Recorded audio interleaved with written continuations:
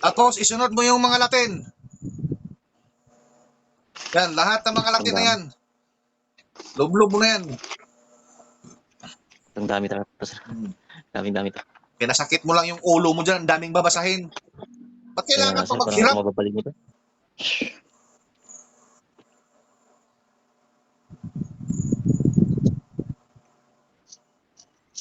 Oh. Eh bakit natablan yan? Biyak-biyakin mo yan lahat. Kaya nga, sir. Oh. Sa paniniwala mo na matablan ka. Hindi ka matablan, baka yan pa yung disgrasya mo. Parang nanginginig talaga ako, sir. Oo, kasi hindi pa nalusaw yung kapangyarihan mo dyan sa katauhan mo. Mamaya mawawala na yan. Relax ka lang. Oo. Lahat talaga to, sir. Yan, Buksan mo yan, buksan mo na yan. Ilagay mo kaya yung cellphone mo tapos nakaharap sa'yo. Ibalik mo yung kaya, ganyan.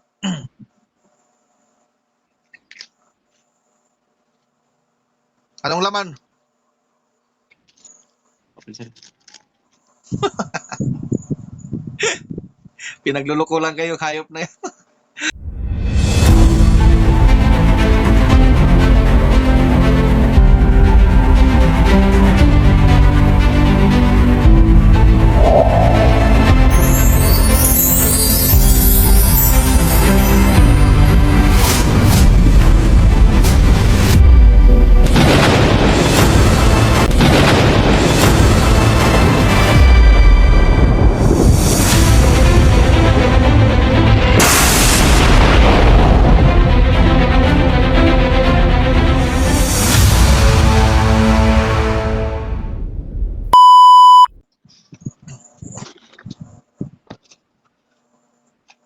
Sabi pa nila, kulang sa dasal. Anong kulang sa dasal? Papagurin mo lang yung sa sarili dyan. Ang lahat, ang daming babasahin mo dyan. Kaya nga, sir. Yan na lang talaga yung kuwan mo, yung buhay mo hanggang sa pagtanda mo. Lagi kang nagbabasa ng mga gamit para lang makargahan yung gamit mo. Paano na lang Tama, kung sir. maiiwan yung gamit mo? Anong proteksyon sa sarili mo? Wala. Ibig sabihin yan, Tama, ang sir. Wala. proteksyon mo, nasa gamit mo lang. Pag wala kang Totoo, gamit, sir. Sa gamit lang wala talaga. kang kapangyarihan, kalukuhan. Dito na ng Tres Mundo, kahit wala kang kwintas, basta Tres Mundo ka, protektado ka.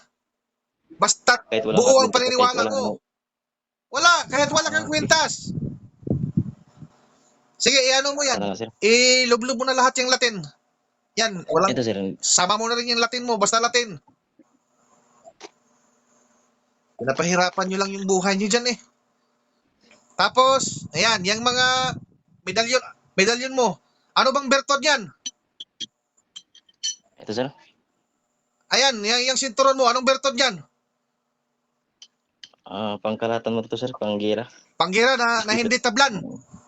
Hindi tablan. Seryoso ka? Tsaka kulang barang ano. Seryoso ka, hindi matablan yan. Yan ang Wala, sabi. sir. Yan ang sabi, sir. Sige, kumuha ka ng gunting.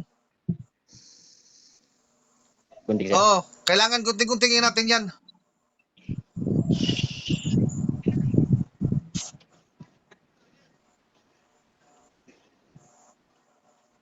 Tapos iharap mo yung cellphone dyan sa sinturon mo na nagunting ka.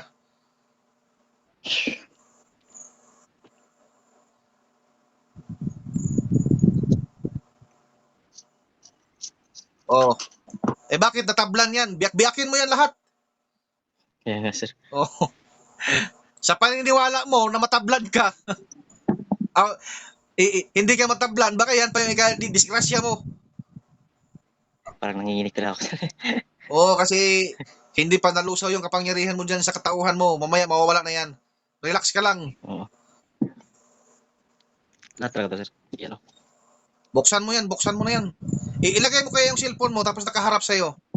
Ibalik mo yung kaya, ganyan.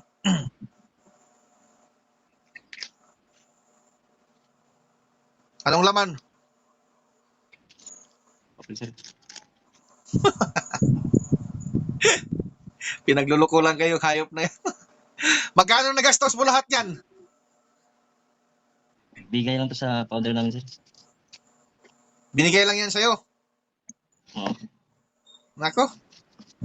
Ba't kasi ay nagpaniwala kayo dyan? Oh.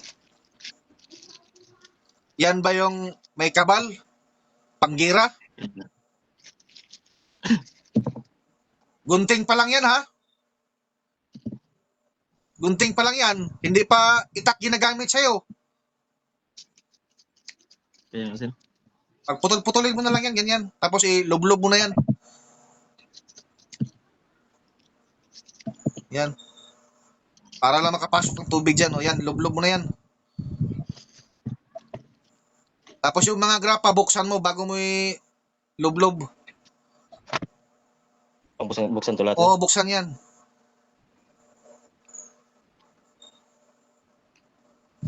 Yan. Papahirapan nyo lang talaga yung buhay nyo dyan. Wala na kayong kawala niyan. Yung asawa mo, hindi siya nagtatanga ng ganyan? Nagkuhan din sila, sir. Pati mga anak ko. Mayroon din sila? Pero natanggal na. Tanggal na lahat. Anong klaseng natanggal? Kinuha ko lang mga gamit nila. Mga gamit nila? Oo. Okay, dapat sabay din sila ngayon na makainom sa basbas ng tubig ko Okay, sir. para mawawala din yung kapangyarihang impinito ni Diyos na nasa katauhan nila.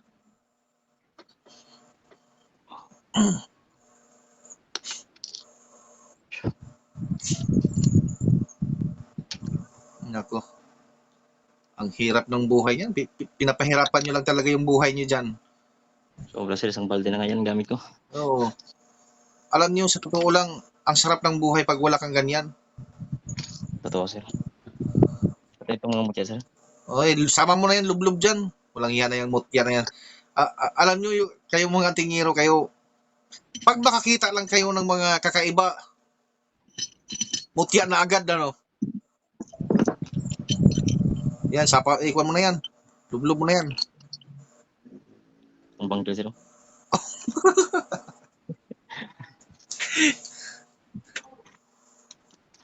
Pinahirapan nyo lang yung mga buhay nyo dyan, putik na yan eh. Buti ngayon sa'yo eh, binigay lang. Samantala yung iba talagang bibilhin nila. Ito, sir. Binili ko ito. Lahat itong binili ko. Binili mo yan, eh di magkano na nagastos mo dyan? Sa lahat-lahat, sir. Mga 10,000. Oh, kita mo? Tangina. Nagastos ka pa para sa inakala mo na proteksyon at may kapangyarihan, pero ikaw lang din ang pinapahirapan. Ano ang basa mo pagdadasal niyan? Gabi-gabi o Martes at Friday lang?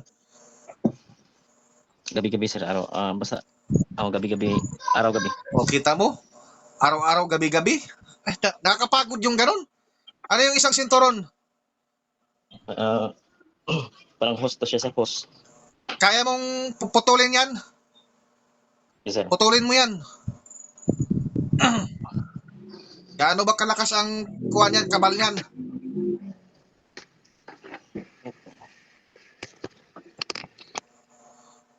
Mga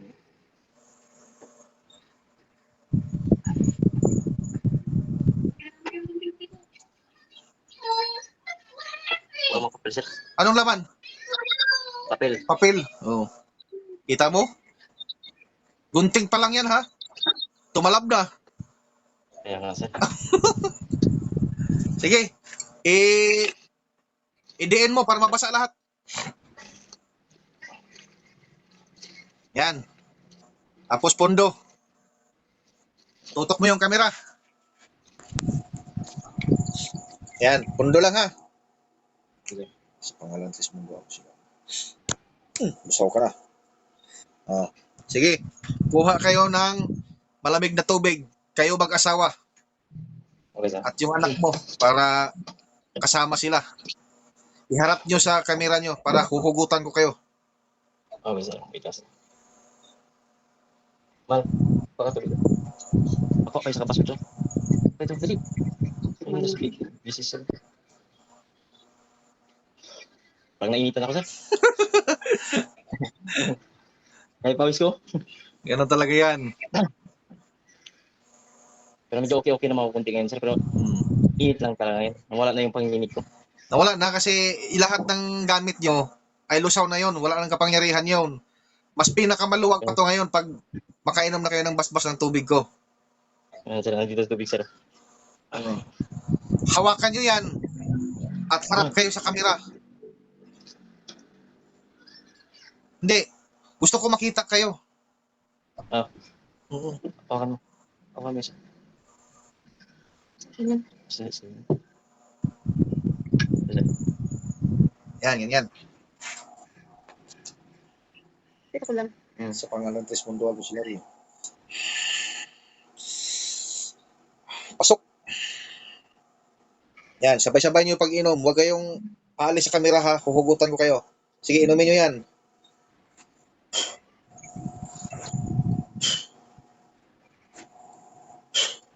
Sa pangalan Tres Mundo Agos Larry.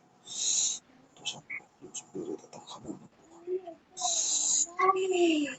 Sasabog ito sa katawan niyo. Kanga kayong dalawa. Kanga. Lunok. Pasok. Lunok. Yan. Pakiramdaman nyo. Kumpara nyo kanina at ngayon.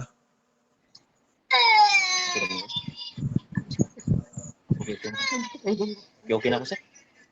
Medyo, nawala ng, ang pawis ko, nawala na. Lumagaan ang ano ko, sir. Sa ano? Lumagaan na talaga ang pagkiramdam ko.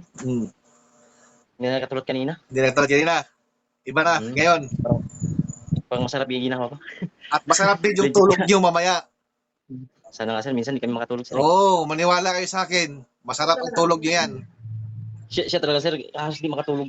Oo. Gabi-gabi. Kasama din yan. Makakatulog na yan mamaya ng maayos. Sana nga, sir. Isang buwan. Isang buwan? Siyempre, Isang buwan na. isang buwan pala. Oo. Yan. So, magkasakit na ako ng ano. Okay lang po ba na isa din kayo at kayong mag-asawa ang magpapatunay sa Tres Mundo na kami ay hindi nagawa-gawa ng kwento o hindi lang kami nagawa ng content para lang makapangluko ng ibang tao. At kayo mismo ang magpapatunay sa inyong mga karamdaman na ang Tres Mundo ang nagpapagaling sa inyo. Okay lang ho ba? Okay lang, sir. Walang problema, sir. Okay lang naman, sir. Sige. Goods lang yan, sir. Anong masasabi Maganda niyo nga po? ito, makita tayo ngayon. Anong masasabi niyo po sa Tres Mundo? Nung kayo pa ay hindi nagamot at ngayon ay nagamot na kayo sa Tres Mundo. At bilang isang antingero, anong masasabi niyo? Sa Tres Kung masasabi Mundo. ko lang, salamat po sa, sa Salamat sa paggamot. paggamot sa amin, natanggal lahat ng, Tres Mundo. Legit talaga. Naniniwala Naramdaman kami ko sa ano. Naramdaman Tres talaga Mundo namin, ba yun? Tres Mundo sila. So, Yung- parang narinig ko na yan, pero salamat talaga. Isa kayo sa patunay na na gumaling kami sa karamdaman namin. Anong Kaya salamat kayo. Thank you talaga, sir. anong kaibahan kanina at ngayon? Kanina mabigat, sir. Ngayon magaan na. Magaan na. At ngayon, bago natin tapusin ang vlog na ito, isalaysay ko muna. Mga ka-vlog ko, ang pasyente po natin ngayon ay isang antingero na tulad rin sa ibang nakikita sa vlog ko na gusto rin sila ng kaginhawaan sa kanilang buhay dahil nahihirapan na sila sa kanyang mga gamit. Yes, tama naman talaga. Dahil ang pagiging antingero ay tulad ni Kuya ay isa lang din siyang biktima. Hindi niya alam ang pinapasukan niya. Dahil siguro kung alam pa niya ang pinapasukan niya, ay maraming mga antingero na hindi papasok dito sa pagiging antingero dahil nakikita nila ang katotohanan kung anong pupuntahan at anong mga mukha ng mga tinatawag nila. Pero ngayon ito si Kuya, nang dahil sa vlog natin at nakikita niya mga vlog ko, at yan ay pinapatunayan niya na lahat ng mga sinasabi sa vlog ko ay totoo at nangyari din niya sa kanya. So mga ka-vlog ko, bilang aral na rin ito sa mga nagbabalak na maging antingero o gustong maging antingero o gustong papasok ng antingero, wag na wag nyo nang balakin pa na pumasok kayo. At lalong-lalo, wag na wag kayong bibili ng mga gamit. Dahil ang totoong kapangyarihan, hindi ito binibinta. Ito ay ibibigay sa taong karapat-dapat at gamitin sa kabutihan. Hindi tulad ng binibinta ng mga gamit lang yan. Dahil ang lahat ng mga binibinta dyan sa online, kayo lang din ang papahirapan yan sa huli. Maniwala man kayo o hindi, kayo lang din ang papahirapan dyan sa huli. So hanggang dito na lang ako. Bye-bye sa inyo mga ka-vlog ko. See you next vlog mga ka-vlog ko. Naway na unawaan nyo ang aking vlog na ito.